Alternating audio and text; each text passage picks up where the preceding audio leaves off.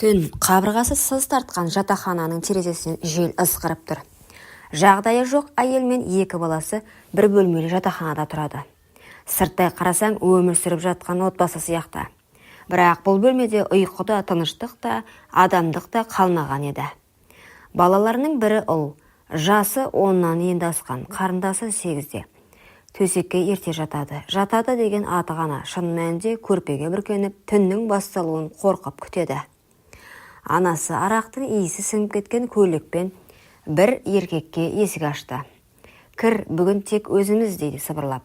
Еркек болса үйреншікті адамдай аяқ киімін шешпестен дастарханға отыра кетті. Балаларың ұйықтап қалды ма? Қазір дейді анасы. Ол балаларға жақындап. Тез ұйықтаңдар, бүгін мазам жоқ деп ашулана сөйлейді. Қыздың көзі мөлтілдеп кетті. Ұлы үнсіз ғана қарындасын құшақтап, құлағыңды жап, ештеңе естіме дейді. Сол түні төсектің сықыры мен анасының ыңырсыған даусы бөлмені толтырып кетті. Балалар көрпеге бүркеніп алған. Бірақ көрпе естімейтін етіп жапқанмен жүрек бәрін сезеді. Мама, деді қыз жылап, үндеме, қазір ұйықтаймыз деп сыбырлады ағасы. Келесі күні анасы жайбарақат шай ішіп отыр. Кешегі еркек әлі ұйықтап жатыр. Мама, мектепке бармаймыз ба, дейді ұлы. Барасыңдар, бірақ бұрын екеуің бір-біріңді тыңдаңдар. Тәртіп керек. Кеше не болды, деді қызы. Ештеңе болған жоқ, үйрене беріңдер. Ертең сендер де мама-папа боласыңдар ғой. Қызы үндемей қалды. Ұлының көзі қатқылдана түсті. Күндер өтті. Әр түн бір азап, әр таң ұмытқан түрмен ояну.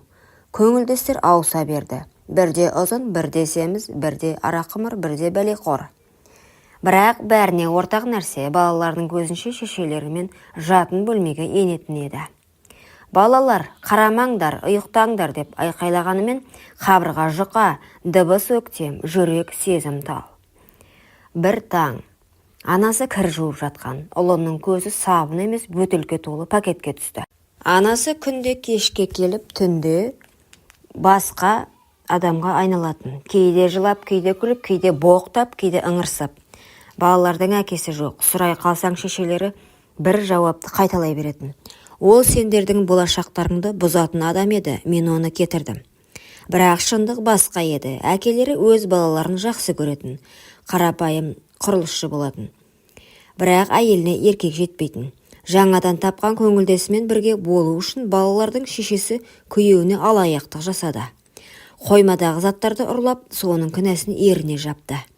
Бір күні түнде полиция келіп, әкесінің қолына кісен салып кеткенде балалар ұйықтап жатқан.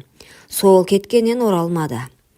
Түрмеде туберкулез жұқты, уақытылы емделмеді, көп өтпей қайтыс болды. Шешесі бұл жаңалықты бір күн кештіріп айтты. Әкелерің өлді, бір ішіп жүріп ауырып қалған. Сол, бітті, енді біз еркінбіз. Балалар үнсіз қалған. Олардың әкесінен басқа қорғаны жоқ еді, ал енді тек түнгі ыңырсық, күндізгі боқтық. Бір палатка ішіндегі балалық, жас, шешесі тағы да 2-3 күнге жоғалды. Үйде тамақ жоқ. Ол мен қарындас базардың бұрышында барып шемішке сатты. Кешке тапқан 400 теңгемен бір бөлке нан, бір пакет печенье алды. Сосын ойнауға бел буды. Палатка құрайық, деді қыз. Қайда? 2 орындықтың арасында көрпе ілейік. Мен шемішке саттым ғой, нағыз ана болдым. Жарайды, ал мен папа болам. Балалар көздері көріп жүрген өмірді ойын қылып қайталады. Қазір біз үйлендік, деді ұл. Тамақ дайындау керек, деді қыз. Сосын сок ішеміз екеуміз. Олар 2 пластик стақанды соғыстырып, тост, махаббат үшін. Сол түні көрпенің астында ұл қарындасына қарап. Мама мен әлгілер секілді жасасақ па? Ол не? Көргенің ғой деп сыбырлады. Ят емес пе? Олар күнде істейді, мама өзі үйретіп жатыр ғой. Қыз үндемеді, бұрылып жатты, бірақ бір нәрсе басталып қойған еді. Қарапайым адамға ойын, бірақ бұл балалар үшін тағдыр еді. Күнде түнгі дыбыстарды тыңдап өскен бала өскенде не көреді, не істейді? Жақсылық көрмеген жүрек мейірімді қайдан білсін? Ойын жалғаса берді. Палатка ішіндегі құшақтасу, сүю. Анам мен әлгі кісідей болайық деген еліктеу. Бара-бара дене жақындасуына айналды. Ұят деген ұғым өшкен, үлгі тек шешелері. Жетек естіп өскен ыңырсақ. Бір күні қыз үнсіз қалды. Жыламады, күлім дегенде сөз жоқ. Ағасына қарап, осы біз не істеп жүрміз? Біз мама папа сияқтымыз ғой, ал біз бауырымыз. Мамам айтқан, ертең бәріміз сондай боламыз деген. Осылайша таң атқан. Балалардың тағдыры баяғы сол күйінде қалды. Шешесі кезекті көңілдесімен үйге кірді. Ізінен тағы бір еркек кірді. Бұл кім? Бұл менің ескі танысым, ал мынау, ол жаңасы. Сендер бір-біріңмен жақсы тіл табысасыңдар ғой. Екі еркек, екі жау. Әйелдің бір түні екіге жетпек болды. Ал еркектер арақ ішіп, кейін төсекке таласты. Талас жанжалға, жанжал төбелеске, төбелес қанға айналды. Кішкене қыз терезеден қарап тұрып, аға, анау суық қаруын алды ғой, деді сыбырлап. Ол жүгіріп шықса, қап-қара қанға боялған кісі шалқасынан құлап жатты. Ал шешесі еркекпен төсекте жатып темекі шегіп отырды. Не қарап тұрсыңдар, кіріңдер үйге, деді әйел ашулана. Айлар өтті. Қарындасы тамаққа жерік. Іші де домаланып қалған. Көршілер күбірлей бастады. Қыздың іші неге үлкен? Ол не, жүкті ме, әкесі кім? Мектеп мұғалімдері тексеріс бастады. Қыз үндемеді. Ағасы да үндемеді. Тек түнде біз не істедік, аға? Ешкімге айтпа. Бұл біздің құпиямыз. Анасы естіп қалған. Сен бе? Әй, оңбаған. Өз қарындасыңды бүлдірдің бе? Сені түрмеге жаптырам, тұқымсыз. Әкеңнің кегін сенен алам. Қыз жылап.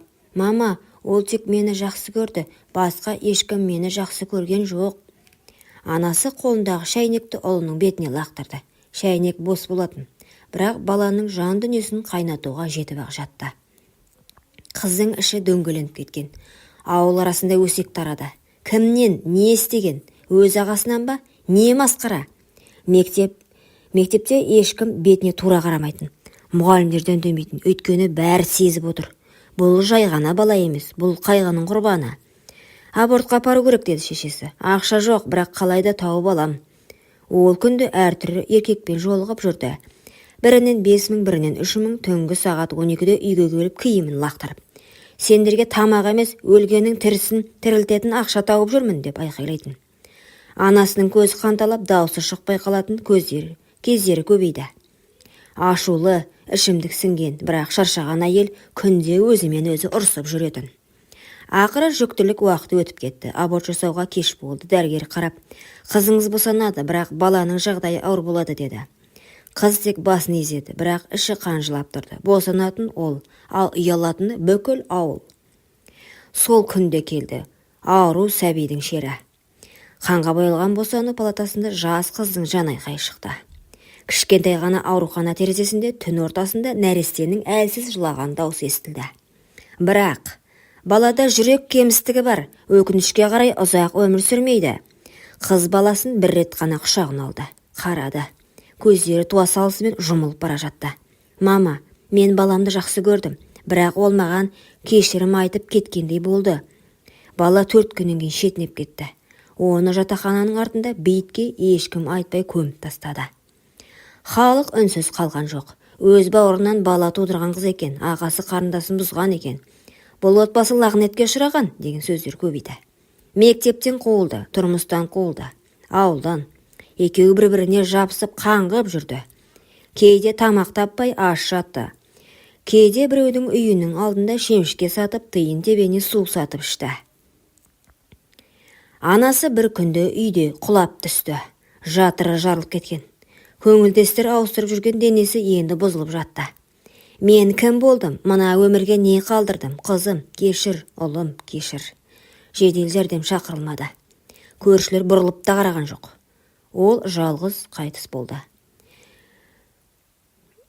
Ұрпағымды құрттың, сол көрші ауылда сәбиге зар болған келін тұратын. Кейде Алла тағала шын сәби сүйгісі келгендерге бермей, тентіреп жүретіндерге береді. Баға алмасын деп береді екен. Ал сіз оған не дейсіз? Құрметті оқырман, айта отырыңыз. Бірі қуғын көрген ағалы қарындас, екінші тұйық мінезді момын келін. Бұл келін жетім, ата-анасынан ерте айырылған, тек күйеуі мен енесі ғана бар. Бірақ ол келін бедеу, Жыл өтсе де бала көтермеді. Не болды саған? Баламның өмірін қорғылып отырсың. Көтің бітеу болғасын дөрекі деп енесі салып қалатын. Осы сөзді күнде естейтін, күйеу үндемейтін, бірақ түнде басқа елдің чаттарын оқитын. Бір күні енесі, бала таппайсың ба?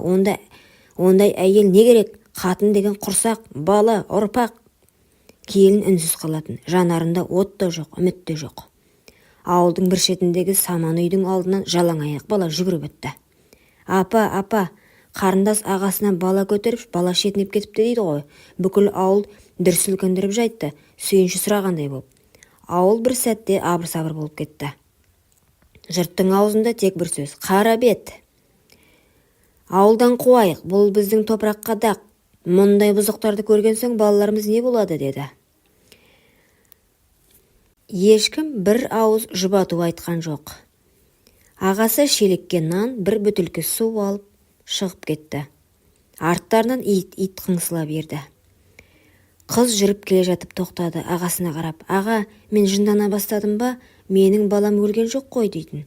Ағасы көзін тайдырып, сен еш кінәлімессің. Бәрі бізді тастап кеткен күні басталды. Қыз жылап тұрып, Құдай неге бізді мүлдем ұмытып кетті? Аспаннан алғашқы жаңбыр тамшысы тамды.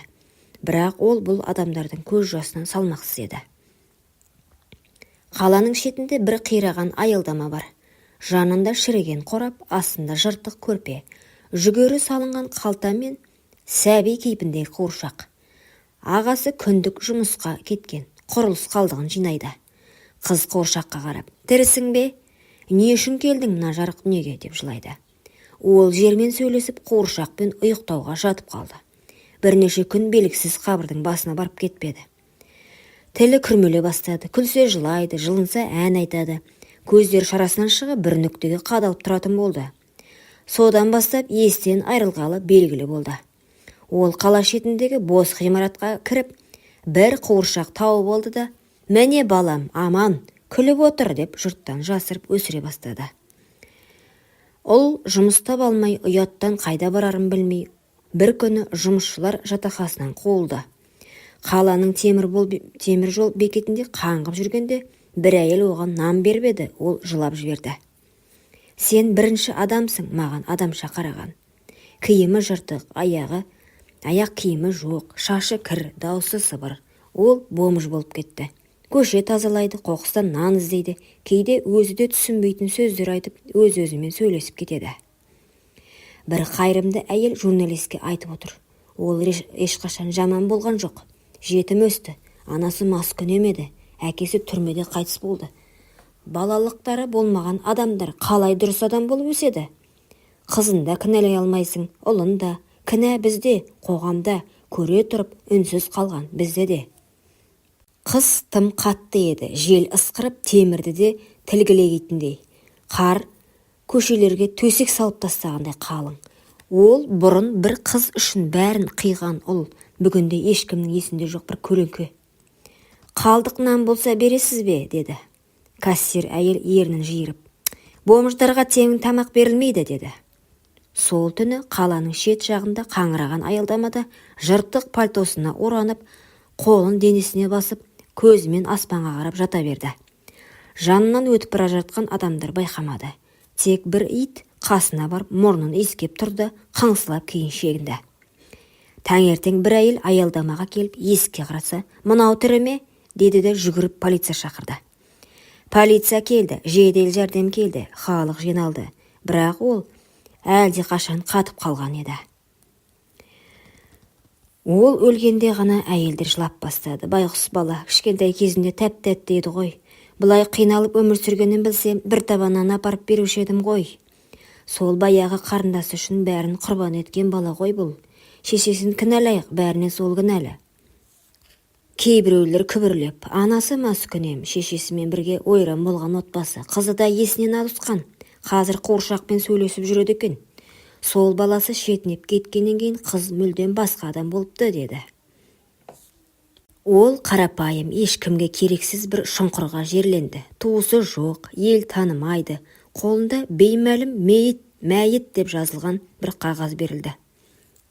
Тек бір мейірімді әйел соңынан барып, бір шоқ гүлді қойды да күбірледі. Кешір, біз тым кеш көрдік. Сен тірі күткен мейірімді, біз сен өлген соң ғана бере алдық. Сол түні қарындасты түсіне көрінді. Ол қуыршағын құшағына алып, түнде жылап жатты.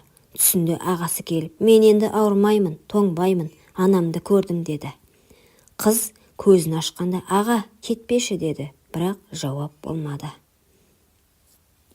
Қыз бір түні қуыршағын құшақтап ұйықтап жатты. Қасында ешкім жоқ, жанында бір тілім нан, кеудесінде ағасының ескі суреті. Ертесі таңертең оны орнынан тұрғыза алмады. Жүрегі тоқтап қалған еді. Қуыршақты құшақтап, жүзінде жеңіл күлкі, көзі көкке қадалған күйде. Соңғы сөз: қоғам кейде кеш көреді, кейде үнсіз қалады, кейде көре тұра көрмеген болады, ал тағдыр үндемейді, тек ащы шындықпен сөйлейді. Құрметті оқырман, өмірден алынған шынайы оқиғаларды тыңдағыңыз келсе, менің арнама тіркеліп, лайк, комментарий жазып қолдап кетіңіздер. Сабақ болар әңгіме.